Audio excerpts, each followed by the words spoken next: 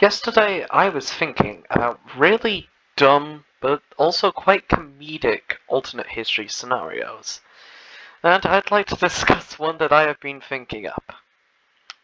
As you can see, this is a map of Europe in 1932, and something very significant has happened.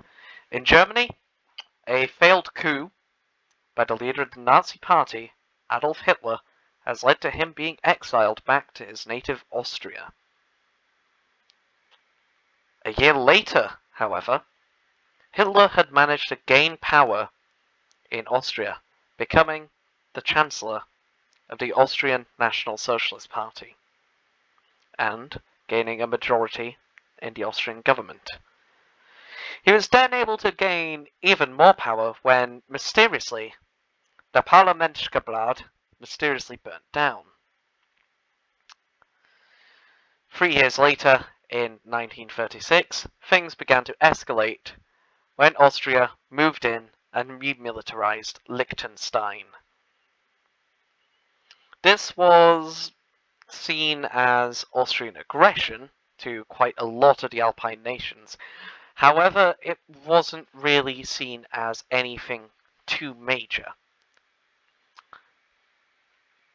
like would require actually going to war with Austria for.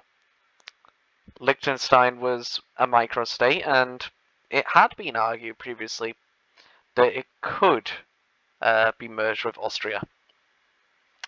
Then, a year later, a coup happened in Switzerland, where it was overthrown by a fascist government.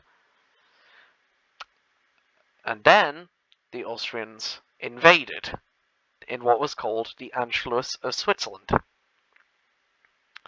In 1938, Hitler began his campaign of irredentism, trying to unite all German speakers.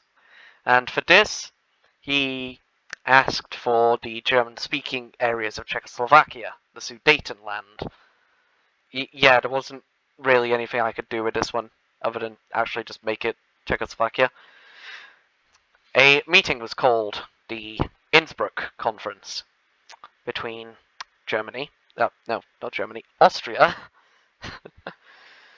Italy, Yugoslavia, and Greece.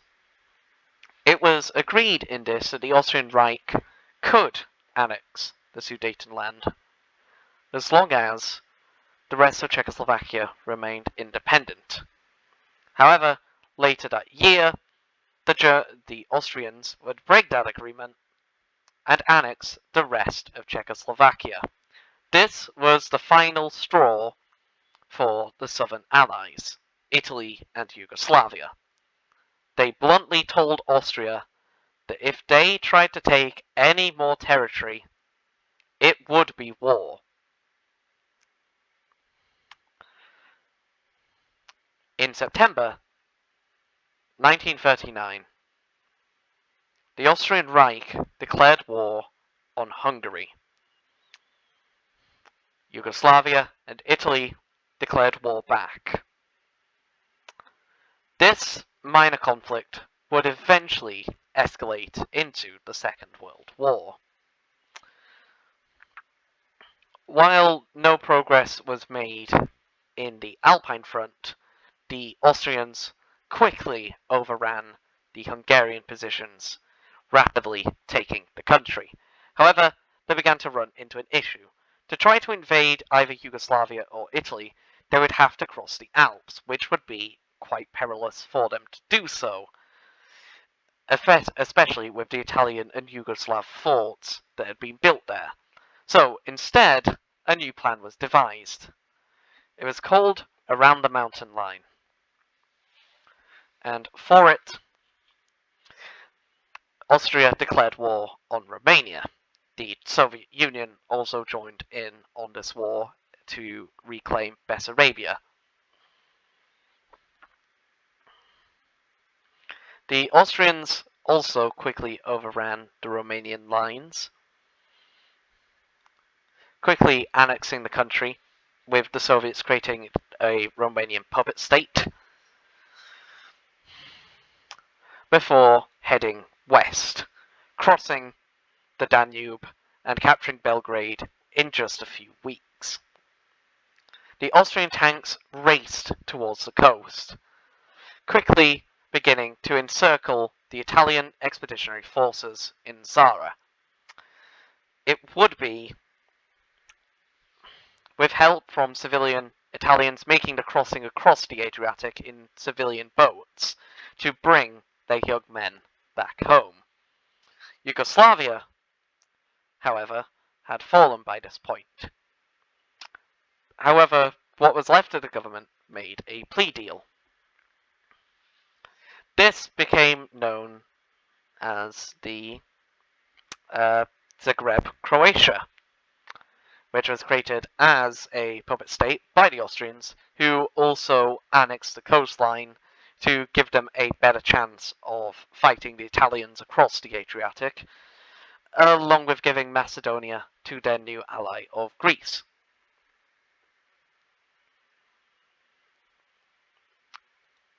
With the war bogged down in the mountains of the Alps, the Italians were trying to find a new way to win this war, and they were starting to pressure Bulgaria into siding with them to try to halt the exports of oil from the Middle East through Turkey and the Bosphorus. However, the Austrians and Greeks saw this coming, and instead they invaded Bulgaria to make sure that they could secure their trade of raw material. The invasion of Bulgaria went quite swiftly, and the country was annexed in a few months. Then we get to what is probably one of the greatest prides of the Italian nation, the Battle of Italy. Due to the high mountain passes and the fact that it would be a slow and arduous process to break through, the Austrians attempted to break their way through with the Luftstreitkräfte, the Austrian Air Force. It came into contact with the Italian Air Force, and the two would fight high above the skies above Italy, flying sortie after daring sortie. It was only after one raid by the Italian Air Force on Vienna that Hitler was absolutely furious and demanded an all-out retaliatory strike against against Rome. This began what is known as the Blitz. Many ancient historical sites around Rome would take damage. Particularly well hit was the Colosseum. However, the resolve of the Italian nation stood strong, and Mussolini stood up in front of his building in Rome and said to the massed people, "Never before in the history of conflict has so much been known so few. So much been owed by so many to so few." The Austrian Air Force was left in shambles from this, completely negating the plans for Operation Mountain Lion. And so, the Austrians continued to try to assault Italy from the air, to no avail. This was made even worse when their ally Greece decided now was the perfect time to declare war on Albania. Initially, this went terribly for the Greeks, as the Albanians managed to push far, far into Greek territory. However, as Austrian troops began to come in, the war was quickly over and Austria was annexed. Albania was annexed. It is around this time that the Italians then started their island hopping campaign through the Aegean to hopefully start a stranglehold on the Greek mainland. Then came a big shock as Austria declared war on the United Soviet Socialist Republics of Germany, the USSRG. This was a main part of Hitler's goal, to get revenge on the country that had ousted him. The Austrian assault started quickly, with the Austrians quickly reaching and encircling Munich. By the start of winter, with Operation Teach in full effect, the Austrians had reached the outskirts of Berlin. The front flying Austrian soldiers remarked that they could see the Reichstag from where they were. However, with the winter came mud, and quickly the Germans counterattacked, pushing the Austrians back, and the line would remain somewhat stagnant throughout 1942. However, in late 1942, the Austrians would begin a second assault towards the city of Frankfurt. Major house-to-house combat would happen for this town, which was seen as an ideological goal for the Austrians. However, things are about to change this war as the Japanese armed forces made a strange and daring attack. Made a straight and daring attack against the British Pacific Fleet at dock in Singapore. For this, the British-Franco alliance declared war on Japan. Austria, which had grown close to Japan over the years, declared war back on Britain and France. The war had now become global.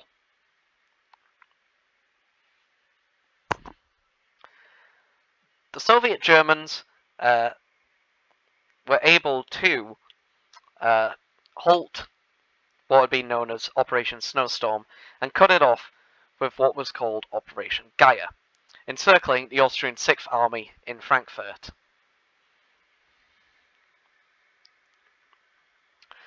By now, the British and French were now helping the Italians in their island-hopping campaign, with the British landing on Crete, and the French aiding in some of the smaller islands.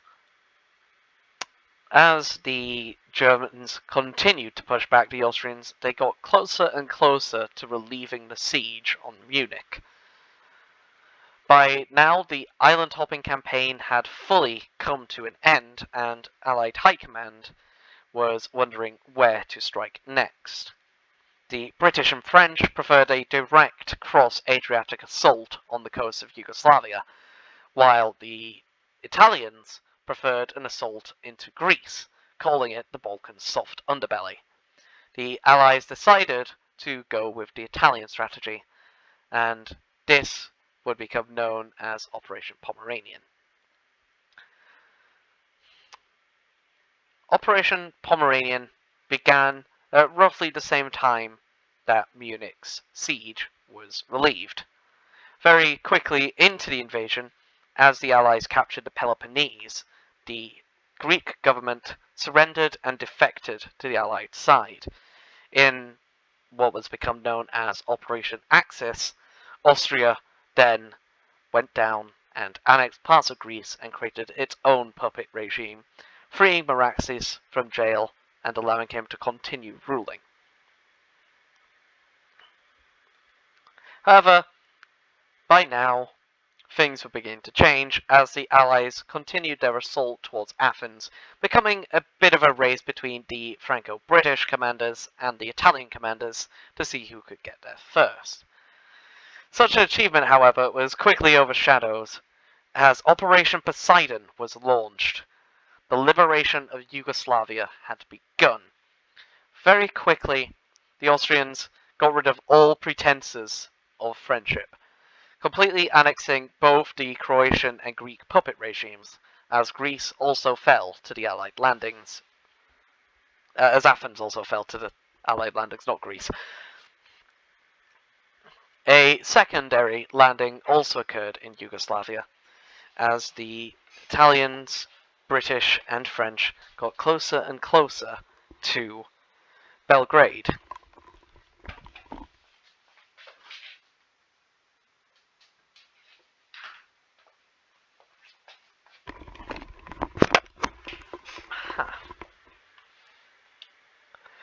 With the liberation of Belgrade came another counterattack by the Germans, pushing into Hungarian and Czechoslovakian lands. By this point in the war, Yugoslavia had been fully liberated, and Joseph Tito, the leader of the Free Yugoslavs, crowned himself the new leader of the new nation.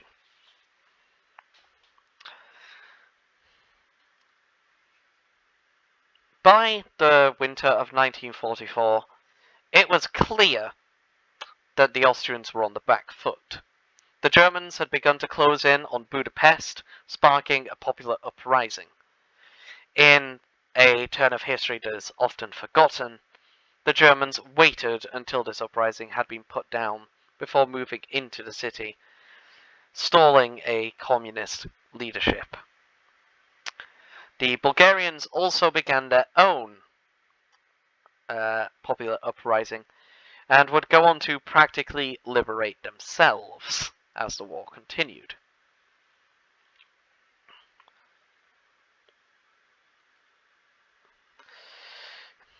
The Yugoslavs continued to push into Romania, and it was now clear that the Soviet Union was beginning to falter as it lost control over Romania. There was also an Austrian counteroffensive that occurred around the town of Timisoara in Romania. This cut off a platoon of British units under the command of Bernard Montgomery. The Austrians tried to get them to surrender. The response they got from Montgomery was as follows. To the German commander, bollocks. The British commander. It wouldn't be too long after that eventually the encircled divisions in Timisoara would be found, and things began to really crumble for Austria. The first meeting of German and Italian troops occurred at Innsbruck, as very quickly the Germans began to encircle Vienna. With Vienna encircled, it was clear that the war was almost over. And on the 30th of April 1945, in his bunker under Vienna, Adolf Hitler took his life. A week later, the Austrian Reich would surrender, ending the Second World War in Europe. The borders of Europe would quickly be redrawn, with Switzerland and Austria split up into zones of influence between the four victorious allies. It also became clear that Germany, rather than liberating nations, was putting them under its own influence. This led very quickly, and also, due to how close the two nations had become through the conflict, Britain and France decided to unify, becoming a new global superpower, the Franco-British Commonwealth. It soon became clear that Europe was now divided between two competing zones of influence, the Franco-British and the Soviet Germans. It was, as Mussolini would state, like an alpine curtain had descended over Europe. That is all from this frankly ridiculous scenario. I do not want to imagine how a Cold War looks in this timeline, but yeah, that was if Hitler had become leader of Austria and a very World War II-esque scenario played out. I hope you enjoyed, and I hope this wasn't too weird. I hope this was fun, as I had a fun time making this. Thank you, and thank you for watching, and remember to like, share, and subscribe for more.